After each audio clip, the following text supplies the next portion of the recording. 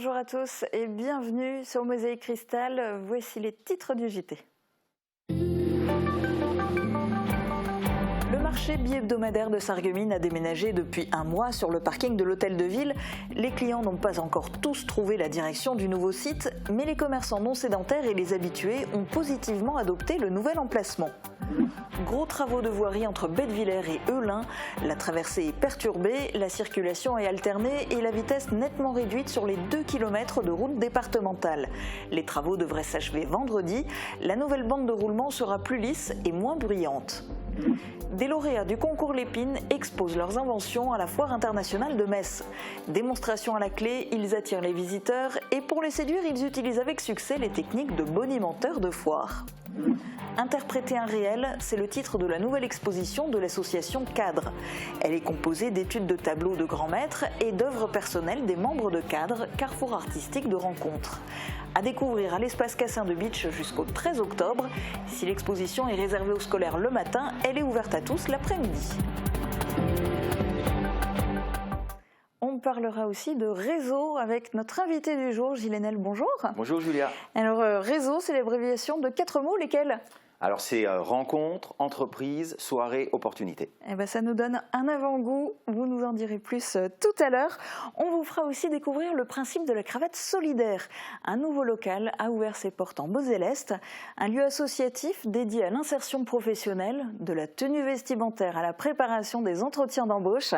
Mais on commence d'abord cette émission en allant faire un tour au marché. Depuis un petit peu plus d'un mois, le marché bi-hebdomadaire de Sarreguemines a déménagé en raison des travaux de rénovation qui se déroule actuellement dans le secteur de la vieille ville. Il s'est installé sur le parking de l'hôtel de ville. Un déplacement qui a entraîné des changements au niveau des clients. Guillaume Dumonteil nous en dit plus. Il faut désormais s'y habituer. Les mardis et vendredis matins, le parking de l'hôtel de ville de Sarreguemines a une nouvelle fonction. Il accueille les commerçants non sédentaires qui participent au marché bi-hebdomadaire. Auparavant installés dans plusieurs rues, ils sont désormais tous regroupés au même endroit, sur le parking de l'hôtel de ville, mais aussi juste à côté sur la contre-allée de la mairie. Un lieu qui plaît en raison de sa configuration. Les déplacements des personnes âgées, c'est beaucoup plus facile par rapport au pavé qu'on avait sur la place du marché. C'est une très belle place, on est tous concentrés, c'est relativement bien fait pour le marché, c'est plutôt pas mal. Rares sont les commerçants qui ont souhaité s'exprimer à notre micro, mais plusieurs ressentent une baisse de la fréquentation de leur stand. Ils ne captent plus la clientèle de passage qui s'arrêtait chez eux en rentrant ou en allant dans un commerce de la vieille ville, et certaines personnes qui avaient l'habitude d'acheter des produits au marché ne viennent plus. Les habitués dans la vie dure et tout le monde n'a pas encore intégré le fait que le marché a déménagé. Je trouve que le passage, franchement, il y a 3 fois moins de passages à l'heure actuelle. Pas beaucoup de gens. Pas assez. Si certains clients ne viennent plus, d'autres sont apparus. Des nouveaux clients en effet, des clients habituels qui nous trouvent, qui reviennent, et naturellement d'autres qu'on n'a pas encore retrouvés. Mais je pense qu'il faut un certain temps d'adaptation. Le bilan que l'on peut tirer après un mois de déménagement doit être relativisé en raison de la météo particulièrement pluvieuse que l'on a connue au mois de septembre.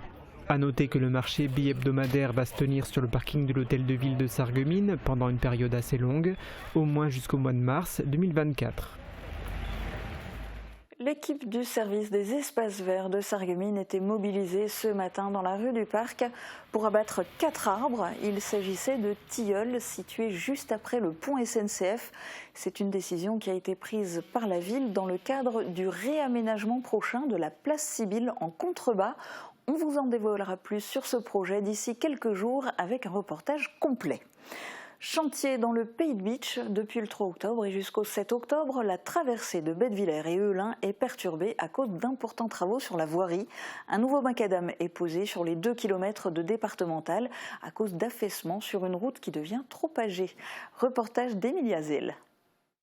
Avis aux automobilistes, la traversée de Bettevillers et Eulin va être compliquée jusqu'à la fin de la semaine à cause de travaux sur la chaussée. La circulation est alternée et la vitesse nettement réduite sur les 2 km de départementale traversant les 2 villages. Le revêtement étant âgé, la décision de renouveler l'enrobage de cette route a été prise en février par le département. Après des travaux préparatoires de remise à niveau des bordures réalisés par la commune, l'unité technique territoriale de Sarreguemines a pris le relais. Les travaux de la voirie ont débuté ce lundi avec le grattage de l'ancien macadam et devraient être terminés ce vendredi. La bande de roulement sera ainsi plus lisse et moins bruyante.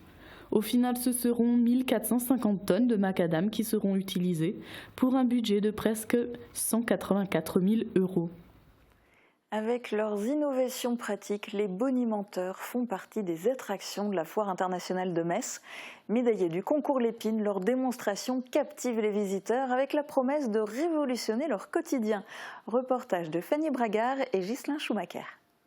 On a sauvé des mariages avec ça. Source numéro 1 de dispute en Europe, chérie, t'as mis où les clés? Avec ses formules choc, Mehdi a le chic pour convaincre, même si son sac à dos anti-pickpocket parle pour lui. Connecté, sécurisé et robuste, l'objet a été primé au concours Lépine de 2018. C'est une reconnaissance quand même d'un jury de professionnels de l'ingéniosité du produit. C'est surtout ça qu'on met en avant. Donc le client, au-delà de la médaille en soi, ça approuve de l'intelligence du produit. Ce qui est très important aujourd'hui, c'est d'acheter des produits utiles et intelligents. D'accord ? Donc ce n'est pas des gadgets qui finissent au fond du placard, c'est des choses qu'on peut se servir toute l'année et qui sont performants pour le consommateur. Pour captiver son auditoire, le vendeur agrémente son implacable démonstration de traits d'humour. On arrête de marcher avec des sacs à vente. Ça, c'est interdit. Ça ne sert à rien, ça n'a pas de sens. Et en plus, c'est pas discret. Basé sur l'expérience client, ces anecdotes font souvent mouche. La fermeture éclair est cachée. Et quand on voyage, c'est assez pratique d'avoir... on n'est pas tout le temps en train de regarder derrière soi. Je crois que je vais revenir et l'acheter, oui. En fait, c'est déjà dans ma tête. Après le sac, place à la ceinture magique qui s'adapte à tous vos besoins. Il n'y a qu'une seule règle, c'est de ne pas rentrer d'objets plus grands. Tant qu'il y a de l'élasticité, ça va rentrer. Elle peut évoluer jusqu'à 7 fois sa taille et elle revient toujours en place. Dans la petite poche, déjà, vous avez vu, on peut mettre l'essentiel.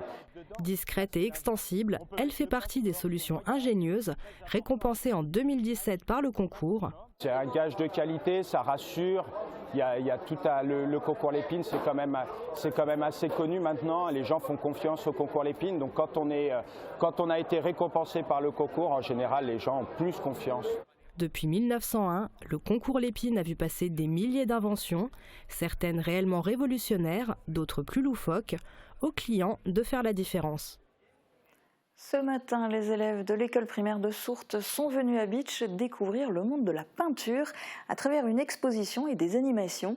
L'association Cadre, organisatrice de l'exposition, présente des études d'œuvres de grands peintres, mais également des tableaux de membres de l'association.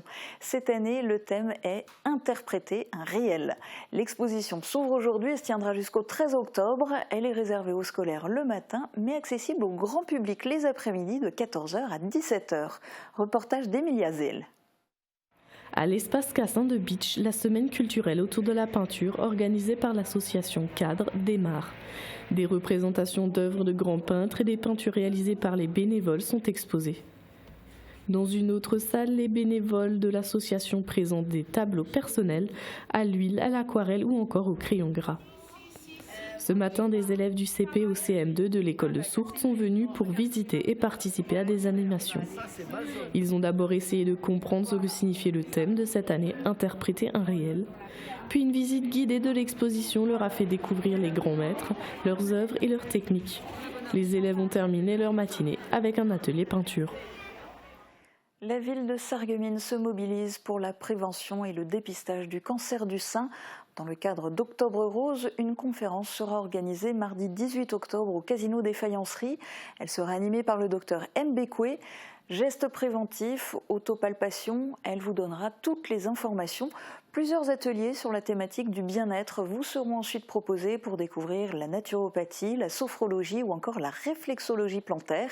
C'est à partir de 14 ans et c'est en entrée libre. Et puis toujours dans le domaine de la santé, le 15 octobre, ce sera la journée mondiale de la colonne vertébrale. Durant une semaine, du 10 au 15 octobre, les chiropracteurs se mobilisent à travers une vaste campagne de prévention des troubles musculo-squelettiques. Ils vous invitent à bénéficier d'un bilan chiropractique et postural offert faire. La liste des chiropracteurs participant à cette opération est publiée sur www.chiropraxie.com/journée-mondiale. Dans un instant, on s'intéresse au club d'affaires Réseau avec notre invité du jour. On jette d'abord un œil aux prévisions de Météo France pour demain. La rénovation de vos façades avec Modern Habitat allie esthétique et une résistance garantie à toutes les intempéries. Retrouvez votre programme avec le Crédit Mutuel, partenaire des grands événements de votre région. Une banque qui appartient à ses clients, ça change tout. Bonjour à tous. Demain, les brouillards et les plaques de grisaille présentes ça et là dans le sillon mosellan au lever du jour se dissipent dans la matinée. La journée est alors assez agréable entre passages nuageux et éclaircis. Le thermomètre indique 6 degrés le matin, 19 degrés l'après-midi. Demain, souhaitez une bonne fête au Serge. Le soleil se lève à 7h44 et se couche à 19h02. Bonne journée sur Mosaïque Cristal. C'était votre programme avec le Crédit Mutuel, partenaire des grands événements de votre région. Une banque qui appartient à ses clients, ça change tout.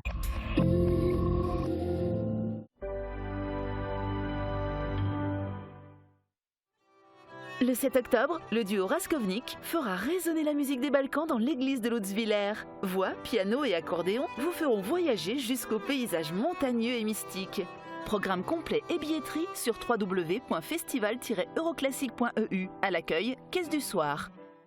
À partir du 1er novembre, nouvelle réglementation pneus hiver. Faites confiance à Speedy. Pour vos pneus, faites confiance à Speedy, 34 rue Maréchal Foch à Sarreguemines. Qui pourrait deviner que je porte des appareils ? Les nouvelles générations d'aides auditives sont de plus en plus discrètes, même en contour d'oreille. Même avec les cheveux courts ? Oui, ils se cachent facilement derrière le pavillon de l'oreille et ensemble nous choisirons la couleur qui vous conviendra. Et ça tient vraiment bien ? Bien sûr, grâce au moule sur mesure, l'appareil épouse parfaitement votre conduit auditif.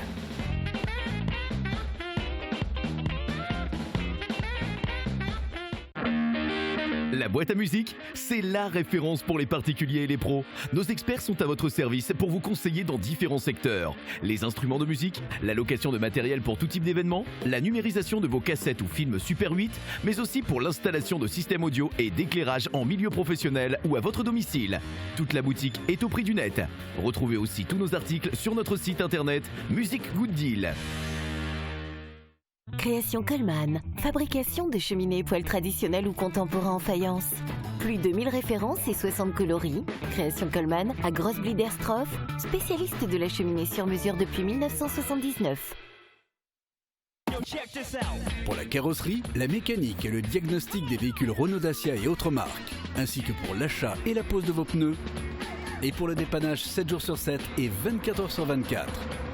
Les garages Schwind à Sarreguemines et Rohrbach sont à votre service depuis 1971.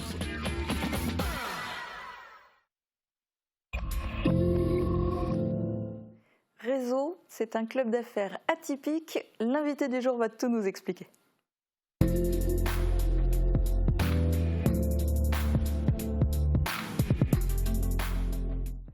Alors Gilles Haenel, Réseau, ça existe depuis quand et c'est né comment ? Alors c'est un peu un hasard, c'est un groupe qu'on a créé tout début 2017. Moi j'ai un métier dans ma vie professionnelle où j'ai besoin de rencontrer des gens. On est confronté tous les jours à la solitude du chef d'entreprise. Et donc j'ai créé mon entreprise en 2015, j'ai fait un peu la tournée des réseaux existants, en Moselle-Est, voire un petit peu plus loin, etc. J'ai pas trouvé forcément chaussure à mon pied. Voilà, j'ai pas trouvé quelque chose qui me convenait. Un soir, on était à table avec quelques amis chefs d'entreprise. J'ai évoqué ce sujet. Il y en a un qui a dit un peu en plaisantant, mais pourquoi on tue ou pourquoi on fait pas notre propre club ?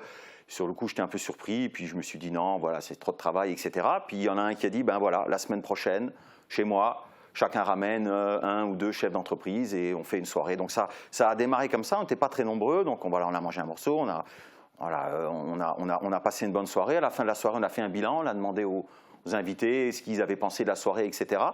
Et puis là, il y en a un qui dit, dans un mois, c'est chez moi. Et puis en fait, on a fait notre 35e soirée le mois dernier. On a évidemment fait une pause pendant le Covid, voilà, comme tout le monde, mais 35e soirée en quelques années, et puis ça continue. Alors c'est un club d'affaires atypique, je le disais, parce qu'en fait il n'y a aucune structure officielle, il n'y a pas de président, il n'y a pas de choses comme ça. Alors du coup vous fonctionnez comment et qui prend les décisions ? Alors en fait on est un petit groupe, on est 5-6 personnes, voilà. Moi j'appelle ça un comité d'invitation parce qu'on n'a pas de membres officiels, c'est-à-dire que d'une soirée à l'autre on n'a pas forcément le même nombre d'invités, ça dépend de la personne qui nous reçoit, de la place qu'elle a, de ce qu'elle souhaite faire, du message qu'elle souhaite faire passer, etc. Donc aujourd'hui, en moyenne, nos soirées sont plutôt, l'objectif c'est entre 30 et 50 personnes, même si parfois on déborde. La dernière, on était 70, voilà, donc il y a un peu une autre logistique à mettre en place. Mais voilà, on a un comité d'invitation et avant chaque soirée, on discute entre nous, voilà, qui on invite. Quelles sont les personnes qui se connaissent peut-être pas, qui ont intérêt à se rencontrer. On essaye de faire de la mise en relation. Voilà, il y a des gens parfois qui peuvent venir, qui ne peuvent pas revenir la fois d'après. Donc ça change, ça permet de rencontrer des nouvelles personnes et c'est un petit peu l'objectif du club. Et alors ça s'adresse à qui ? C'est seulement pour les chefs de petites et moyennes entreprises ? Alors oui et non, on a aussi des industriels. La dernière soirée était chez Transport Kimel, qui est quand même une très grande entreprise. Donc on a de temps en temps aussi quelques cadres supérieurs de grosses industries. Voilà, on n'est pas fermé. Le but, c'est d'essayer de trouver des intérêts pour chacun, voilà, de se rencontrer. Mais c'est vrai que principalement, c'est plutôt des TPE. Voilà, on a des professions libérales, notaires, etc. Mais voilà, on essaye de rassembler des chefs d'entreprise qui sont plutôt isolés. Voilà. Alors vous dites que vous essayez de rassembler, mais ça veut dire, dans votre démarche, c'est à sens unique. Est-ce qu'il n'y a que vous qui allez les chercher ou est-ce que n'importe qui peut vous rejoindre ? Alors déjà, pour que les personnes souhaitent nous rejoindre, il faut déjà qu'ils nous connaissent. Voilà, on est plutôt un groupe un petit peu, je veux dire, confidentiel, c'est-à-dire à part aujourd'hui où pour la première fois on s'expose un petit peu. En général, effectivement, on est plutôt discret, on ne s'affiche pas sur les réseaux sociaux par exemple, etc. Donc ça marche plutôt par le bouche à oreille. Il faut être coopté pour... Alors, après, il y a effectivement de temps en temps, c'est très rare, mais des chefs d'entreprise qui appellent et qui disent on voudrait venir voir, etc. Donc voilà, donc on en discute entre nous, on voit si ça fait du sens, que les gens puissent venir. Voilà, c'est une décision collégiale entre 5 ou 6 personnes. Alors, vous le disiez, la dernière fois que vous êtes retrouvés, vous étiez 70, mais tout le monde ne vient pas forcément à chaque fois. Exactement. Du coup, au total, en ce moment, vous êtes à combien ? Alors, franchement, je ne sais pas. Si on devait additionner toutes les personnes qui sont venues à nos 35 soirées, je pense qu'on dépasserait assez facilement les 200. Mais encore une fois, tout le monde ne peut pas venir à chaque fois et on essaye. Alors évidemment, quand on s'engage au niveau du chef d'entreprise qui nous reçoit sur le nombre de personnes, il faut qu'on sache qui vient, qui ne vient pas. Donc on tient une liste précise qu'on essaye de pas déborder. Voilà. Mais voilà, une fois qu'on a pris le pli, une fois que tout ça s'est bien organisé, ça roule tout seul. Alors le but, c'est de grandir. Vous espérez être combien de personnes ? Parce que je ne peux pas dire membre, vous n'êtes pas une association, il n'y a pas de statut juridique officiel ni quoi que ce soit. Mais est-ce que vous avez une volonté d'encore beaucoup vous agrandir ? Alors non, on a plutôt une volonté de réduire un petit peu et puis de prendre des chefs d'entreprise peut-être un petit peu plus grandes. Mais aujourd'hui, un chef d'entreprise qui nous reçoit dans ses locaux, 30, 40, 50 personnes, c'est jouable. 70 personnes, ça commence déjà à faire beaucoup. Il n'y a pas tout le monde qui peut nous accueillir. Voilà, donc l'objectif, c'est plutôt de rester entre 30 et 50 personnes. Voilà. Mais encore une fois, on n'invite pas tout le monde tout le temps. Certaines personnes, une fois sur 2 ou une fois sur 3. Voilà, ça permet de faire tourner et puis de se faire rencontrer plus de monde. Donc l'objectif, c'est vraiment pas de grandir. Je pense que après, techniquement et logistiquement, ça devient trop compliqué. Ok. Au niveau du mode de fonctionnement aussi, je pense que le but, c'est de faire connaissance, c'est d'étendre justement son réseau, c'est aussi de faire du business. Est-ce que depuis que Réseau existe, il y a des affaires qui se sont conclues entre des personnes qui se sont connues par Réseau ? Alors forcément oui, c'est un but un peu caché, mais forcément des chefs d'entreprise se rencontrent, on fait du business. Mais l'objectif principal, c'est de se faire rencontrer des gens qui ne se connaissent pas, pourtant qui sont du coin. Alors on fait de temps en temps des rapprochements avec le Pays de Bitche ou avec l'Alsace-Bossu pour élargir encore un petit peu. Mais en fait, on a une démarche où, j'ai envie de dire, la seule contrainte que je demande quand les gens arrivent, c'est que je demande à tout le monde de me donner une carte de visite. Voilà. Moi, ensuite, je scanne toutes les cartes de visite et j'envoie les cartes de visite à tous les présents. Comme ça, chacun sait qui était là. Et si à un moment donné, il a repéré quelqu'un avec qui, potentiellement, il souhaite faire un partenariat ou besoin de faire... Voilà, après, chacun est assez grand pour dire, je prends le téléphone, je décroche, j'appelle la personne, etc. Pendant la soirée en elle-même, on essaye de pas trop déborder. En général, il n'y a pas de conférences, de choses comme ça, parce que ça, les chefs d'entreprise, on a remarqué un petit peu qu'ils en sont un petit peu blasés. Ils viennent plutôt passer un bon moment, manger un morceau, boire un verre. Voilà, c'est plutôt festif. Mais pour que au moins chacun sache qui est là, on fait un petit tour de présentation. C'est très rapide, c'est 10 secondes chacun. Voilà, donc on ne déborde pas, on n'est pas là ni pour faire de la publicité, ni pour etc. C'est juste pour qu'on passe un bon moment et que chacun puisse savoir qui était là pour pouvoir faire des affaires après, en dehors du groupe. Et est-ce que vous seriez prêt à accueillir des gens qui sont à la recherche d'un emploi dans ce type d'entreprise, voire ce type de poste un peu haut placé ? Alors, en théorie, ce n'est pas la philosophie du groupe, mais rien n'empêche les personnes de nous contacter. Et puis après, on voit effectivement si on peut faire des mises en relation en dehors du groupe. Je pense que les chefs d'entreprise, même si effectivement aujourd'hui ils ont un petit peu de mal à recruter, voilà, c'est en soirée, ils ont envie de passer un bon moment, ils ne sont pas forcément là pour travailler ou pour recruter. D'accord, mais je vous posais la question parce qu'on va s'intéresser maintenant à une nouveauté du côté de Far-Ebersviller. C'est le nouveau local de la Cravate Solidaire qui a ouvert ses portes le 1er septembre dernier. L'association œuvre déjà à Metz pour l'insertion professionnelle. Elle organise des ateliers à destination des demandeurs d'emploi. Et ce local, installé à l'espace Phare, permet maintenant un accueil de proximité en Moselle-Est pour préparer son entretien d'embauche. Alors, immersion au cœur de la Cravate Solidaire avec Grégory Sebag. C'est dans les 5 premières minutes que tout se joue. Lors d'un entretien d'embauche, la première impression est souvent décisive. Pour se préparer au mieux, les demandeurs d'emploi peuvent faire appel à la Cravate Solidaire. L'association Messine, qui fait partie d'un réseau national, vient d'ouvrir une antenne à l'espace Phare à Far-Ebersviller pour se rapprocher de son public de Moselle-Est. Grâce à l'atelier Coup de pouce, elle propose un accompagnement original pour préparer ses entretiens d'embauche. On va la préparer, on va l'accompagner. C'est cet accompagnement-là qui peut aussi nous différencier et on essaie de donner toutes les chances aux candidats pour pouvoir se présenter aux entretiens d'embauche à l'instant T. Voilà ce qui peut aussi nous différencier. Ce qui nous différencie aussi, c'est qu'on va effectivement, comme vous le disiez, on va lui offrir une tenue professionnelle. Malheureusement, aujourd'hui, il y a des personnes qui n'ont pas forcément les moyens de s'offrir une tenue professionnelle ou qui n'ont tout simplement pas les codes vestimentaires aussi. Donc c'est aussi un plus que l'on va accompagner. Ensuite, ce sont des professionnels du recrutement. C'est eux qui vont donner les bons conseils, c'est eux qui recrutent et c'est eux qui vont donner les bons conseils pour que les candidats puissent décrocher, je dirais, son job.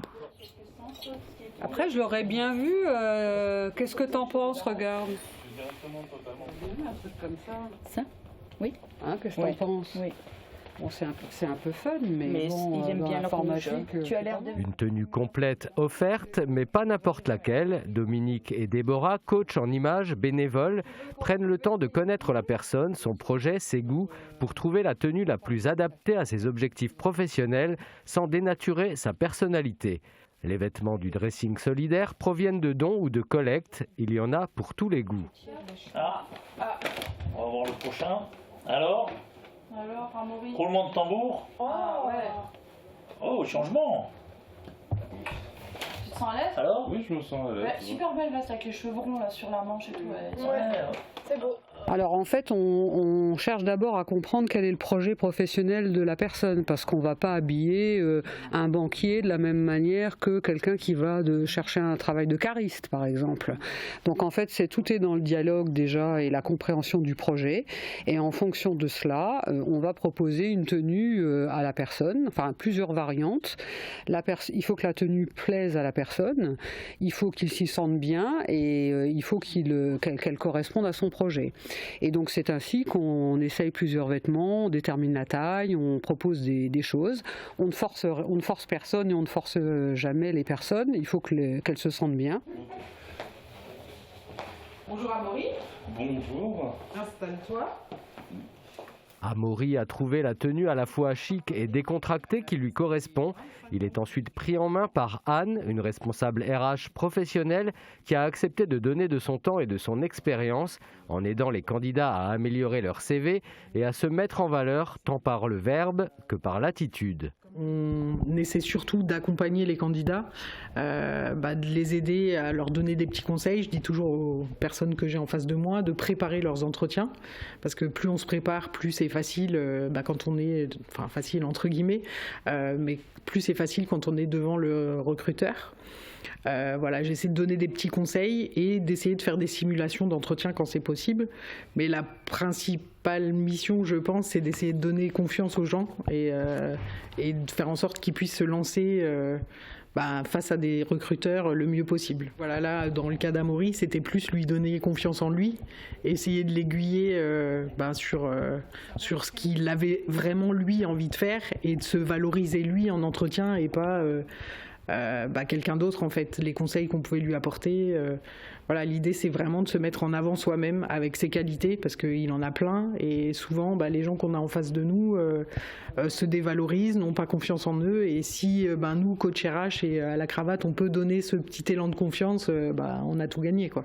Chaque candidat repartira même avec un portrait photo pour son CV. À 20 ans, Amaury cherche encore sa voie et manque parfois d'assurance et de confiance. Après un parcours de 2 heures auprès des coachs de la Cravate Solidaire, il se sent mieux armé et prêt à repartir de l'avant. Ah oui, là je suis motivé pour aller refaire des entretiens et pour essayer de trouver quelque chose qui me plaît. Ça m'a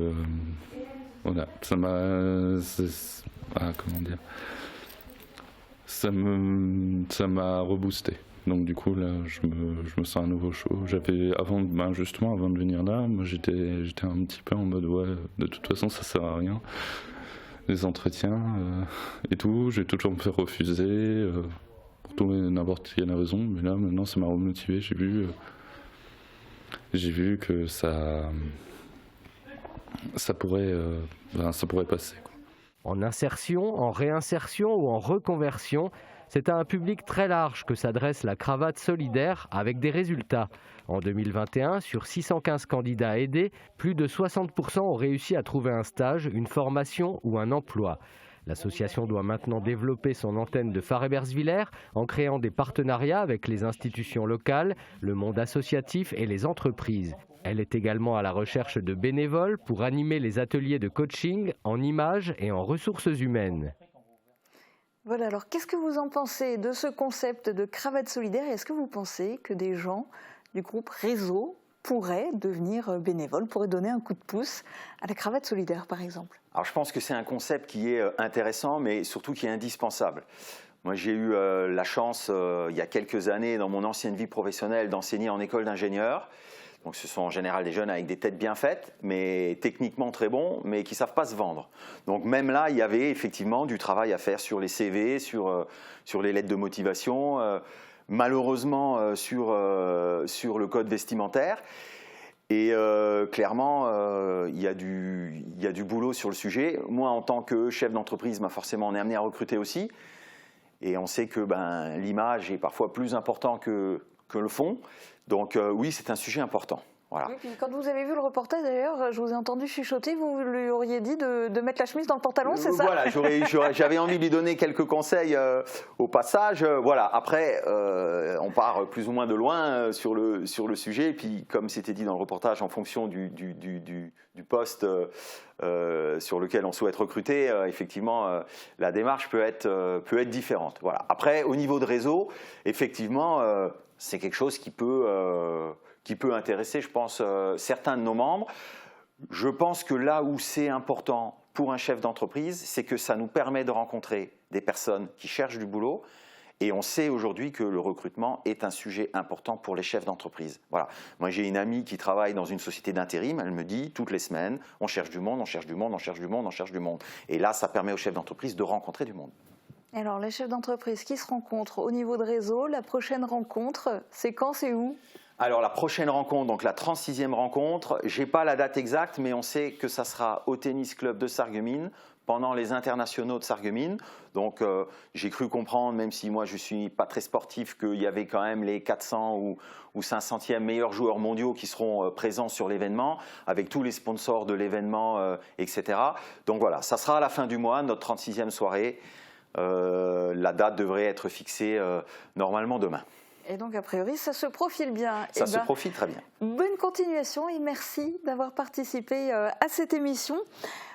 De notre côté, on va se quitter, mais demain, vous avez rendez-vous avec la joyeuse équipe de Café Crensel dès midi sur Mosaïque Cristal. Encore un joli moment de convivialité. Suzanne, entourée de ses chroniqueurs, s'intéressera à la commune d'Arren, à son histoire, son patrimoine et à sa dynamique culturelle. Autour d'une bonne tarte au fromage offerte par le maire Laurent Schrub, l'ambiance sera d'humeur communicative à découvrir demain. Très bonne journée à tous.